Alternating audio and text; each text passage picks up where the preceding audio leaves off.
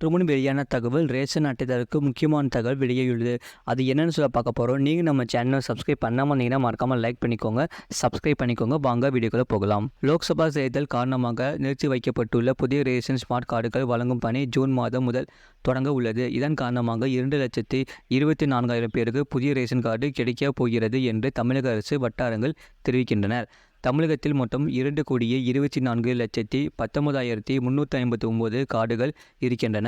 மானிய விலையிலும் விலையில்லாமலும் அரிசி, சர்க்கரை, பருப்புகள், பாமாயில் உள்ளிட்ட பல்வேறு அத்தியாவசிய பொருட்கள் வழங்கப்படுகின்றன. ரேஷன் கார்டு என்பது வெறும் பொருட்கள் வாங்க பயன்படும் அட்டையாக மட்டுமின்றி தமிழக அரசின் பல்வேறு சலுகைகள் பெறுவதற்காக அடையாள அட்டையாகவும் உள்ளது.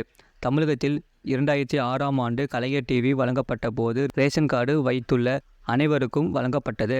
அடுத்ததாக ஜெயலலிதா காலத்தில் விலையில்லா கிரைண்டர், மிக்சி, ரேஷன் கார்டு வைத்திருப்பவர்களுக்கு தான் வழங்கப்பட்டது. இதேபோல் திருமண உதவி தொகை திட்டம் மற்றும் கர்ப்பிணி உதவி தொகை திட்டத்தில் பெறவும் ரேஷன் கார்டு அத்தியாவசியமானது. அப்போது முதல்வர் ஸ்டாலின் காலத்தில் வெள்ள நிவாரணம், கொரோனா நிவாரணம், பொங்கல் தொகுப்பு மற்றும் மகளிர் உரிமை தொகை ஆகியவை ரேஷன் கார்டு வைத்திருப்பவர்களுக்கு தான் வழங்கப்படுகிறது. வருவாய்த்துறை வழங்கும் சான்றிதழ்களுக்கு ரேஷன் கார்டு முக்கிய ஆவணமாக உள்ளதால் முகவரி சான்றாக ரேஷன் கார்டு தான் பார்க்கப்படுகிறது. ரேஷன் கார்டுகளை பொறுத்தவரை கடந்த 2017ஆம் ஆண்டு முதல் ஸ்மார்ட் கார்டாக மாறிவிட்டது. செல்போன் நம்பருடன் ரேஷன் கார்டு இணைக்கப்பட்டது. மகளிர் உரிமை தொகை வழங்குவதற்கு முன்பு அனைத்து ரேஷன் கார்டுகளும் ஆதார் உடன் இணைக்கப்பட்டது. குடும்பத்தில் உள்ள அனைவரது ஆதார் எண்ணும் இணைக்கப்பட்டுள்ளதால் குடும்பத்தில் உள்ள யார் வாகனம் வாங்கினாலும் சரி, பெரிய இடம் வாங்கினாலும் சரி, வருமான வரி கணக்கு தாக்கல் செய்பவர்கள் இருந்தாலும் சரி, ஒட்டுமொத்தமாக ஒரு குடும்பத்தின் வருமானம் எவ்வளவு என்பதை அரசால் எளிதாக அறிய முடிகிறது. அதை அடிப்படையாக வைத்துதான் மகளிர் உரிமை தொகை 1 கோடிக்கும் அதிகமான குடும்பங்களுக்கு வழங்கப்படுகிறது. இதனிடையே ரேஷன் கார்டு வைத்துள்ளவர்களுக்கு மட்டுமே மகளிர் உரிமை தொகை வழங்கப்படுவதால் புதிய கார்டுக்கு விண்ணப்பித்தவர்களின் எண்ணிக்கை கடந்த ஆண்டு அதிகமானது.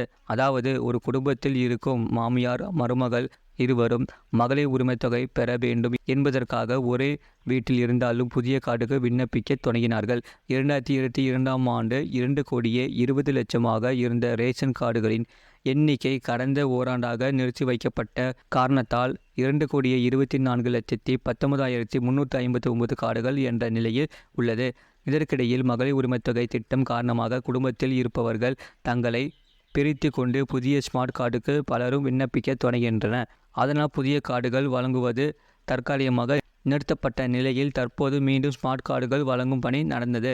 கடந்த ஓராண்டில் சுமார் 2,40,000 குடும்பங்கள் ஸ்மார்ட் கார்டுகள் கேட்டு விண்ணப்பம் செய்கின்றார்கள்.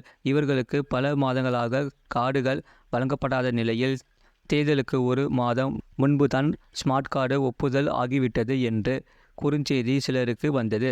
ஆனால் தேர்தல் காரணமாக அவர்களுக்கு கார்டுகள் வழங்க முடியாத நிலை ஏற்பட்டது. இந்த நிலையில் தேர்தலுக்கு பிறகு விண்ணப்பம் செய்தவர்களின் மனுக்களை ஆய்வு செய்து நடவடிக்கை எடுக்கும் பணி தமிழக அரசு உத்தரவிட்டிருக்கிறது.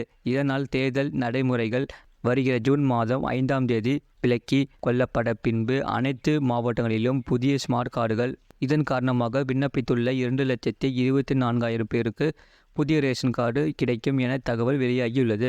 அதேபோல் ஜூன் மாதம் முதல் ஸ்மார்ட் கார்டு தொலைந்தவர்கள் மற்றும் திருத்தம் செய்தவர்களுக்கு புதிய ஸ்மார்ட் கார்டு தடையின்றி வழங்கப்படும் என அதிகாரிகள் தெரிவிக்கின்றனர். தமிழகத்தில் பொதுமக்களுக்கு ஸ்மார்ட் கார்டுகள் பெற www.tnpds.government.in என்ற இணையதளம் மூலம் நேரடியாக விண்ணப்பம் செய்யலாம் அல்லது இ-சேவை மையம் மூலம் விண்ணப்பிக்கலாம். மேலும் நலன் ஸ்மார்ட் கார்டில் புதிய உறுப்பினர்களை சேர்க்க, முகவரி மாற்றம் செய்ய, குடும்ப தலைவர் மாற்றம் செய்ய, குடும்ப உறுப்பினர் நீக்கம் போன்ற அத்தனை சேவைகளையும் மிக எளிதாக செய்யலாம். ஜூன் மாதம் முதல் உடனுக்குடன் அதிகாரிகள் ஒப்புதல் அளிப்பார்கள் என்று அரசு வட்டாரங்கள் தெரிவிக்கின்றனர். இது போன்ற செய்திகளை உடனுக்குடன் அறிந்து கொள்ள மறக்காம சேனலை சப்ஸ்கிரைப் செய்யுங்கள். மற்றவர்களுக்கு தெரியப்படுத்த ஷேர் செய்யுங்கள்.